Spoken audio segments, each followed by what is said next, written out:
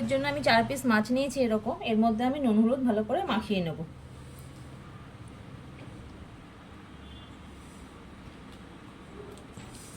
নুন আর হলুদ দিয়ে মাছগুলোকে মাখিয়ে রাখলাম।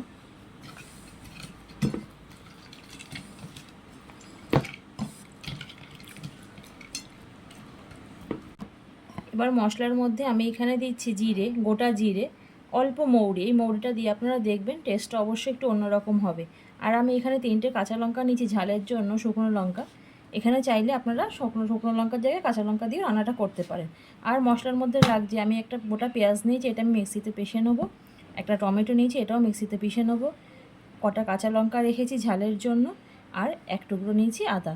এগুলো আমি সব আলাদা আলাদা করে পেস্ট করে নেব। আপনি আদা, জিরে, মৌরি এগুলো সব একসাথে করবেন, আর পেঁয়াজটা আলাদা করে পেস্ট করে নেবেন।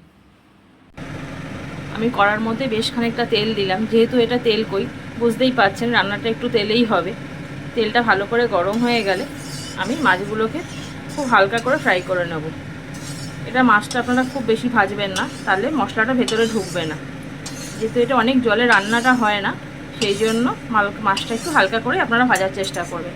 তেলটা আমার গরম হয়ে গেছে, এবার আমি মাছটা এক এক করে ছেড়ে নিয়ে ভেজে নেব।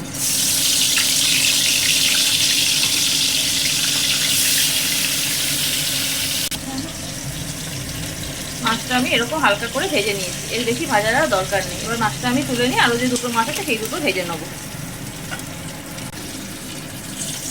মাছগুলো আমি ভেজে সব তুলে ফেললাম। এবার যে তেলটা আছে এই তেলের মধ্যে আমি কালো জিরে আর একটু কাঁচা লঙ্কা ফোড়নে দেবো। গ্যাসটা একটু হালকা কমিয়ে নিলাম, আর একটা কাঁচা লঙ্কা দিয়ে দিলাম। এর মধ্যে আমার বেটে রাখা পেঁয়াজটাও আমি এর মধ্যে দিয়ে দেবো।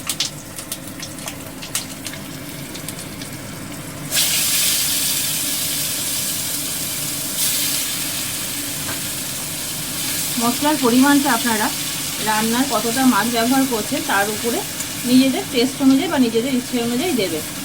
পেঁয়াজটাকে আমি গ্যাসের ফ্লেমটা কমানো আছে, একটু ভালো করে ভেজে নেব যেন পেঁয়াজের কাঁচা গন্ধটা চলে যায়।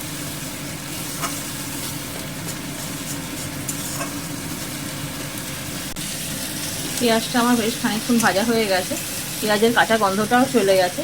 এবার আমি এর মধ্যে দেবো টমেটোটা যে পেস্ট করে রেখেছিলাম, একটা গোটা টমেটো, সেটাকে এর মধ্যে দিয়ে দেবো। টমেটোটা যেহেতু আমি আগে দিলাম, যেন টমেটোর কাঁচা গন্ধটা এর মধ্যে চলে যায়। গ্যাসের ফ্লেমটা আমার কমানোই আছে, গ্যাসের ফ্লেমটা কমিয়ে রেখে আমি এই টমেটো আর পেঁয়াজটাকে ভালো করে নাড়াচাড়া করে নিলাম। একটু সময় নিয়ে এটা করবেন, টমেটোর কাঁচা গন্ধটা যাওয়া অবধি। এর মধ্যে আপনার নুন আর হলুদটাও দিয়ে দেবো। আমি এখানে পরিমাণ মতন হলুদ দিলাম, আর দিলাম স্বাদ অনুযায়ী নুন। মাছে আমার নুনটা মাখানো আছে, নুনটা একটু আপনারা রান্নার সময় দেখে নেবেন কতটা লাগবে। আগের থেকে বেশি দিয়ে দিলে নুনটা বেশি হয়ে যেতে পারে, দেখে নিই তারপর আবার দেবেন। আর একটু কালারের জন্য আমি কাশ্মীরি মির্চ পাউডারটা দেবো, লাল মির্চ যেটাকে বলে সেই পাউডারটা দেবো। মশলাটা আমার কষা হচ্ছে।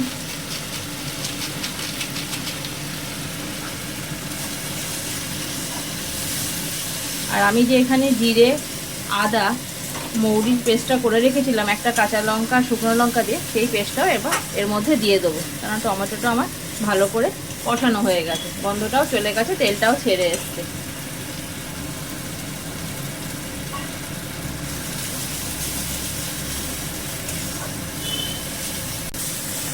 মশলাটাকে আমি ভালো করে কষানোর জন্য মিক্সি ধোয়া জলটা অল্প করে দিয়ে দেবো। যে কোনো রান্না মশলা কষানোটার উপরেই রান্নাটার টেস্ট নির্ভর করে। যত সময় ধরে গ্যাসটা ফ্লেমটা কমিয়ে দিয়ে আস্তে আস্তে মশলাটা কষাবে, তত ভালো মশলা টেস্টটা আসবে, কাঁচা গন্ধটা চলে যাবে, রান্নাটা খুব সুস্বাদু হবে।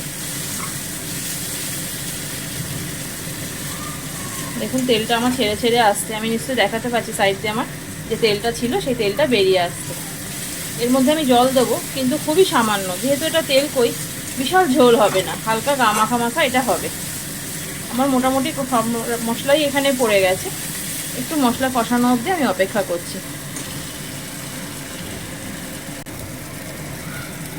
আমার এখানে তেলটা বেরিয়ে গেছে, খুব অল্প করে আমি এখানে জল দেব। মাছটা সেদ্ধ হওয়ার মতন করে। খুব বেশি কিন্তু এখানে ঝোল আপনারা করবেন না বা জল দিয়ে দেবেন না, জলের পরিমাণটা আপনারা বুঝে দেবেন। আমি এর মধ্যে এবার মাছগুলোকে এক এক করে ছেড়ে দেবো।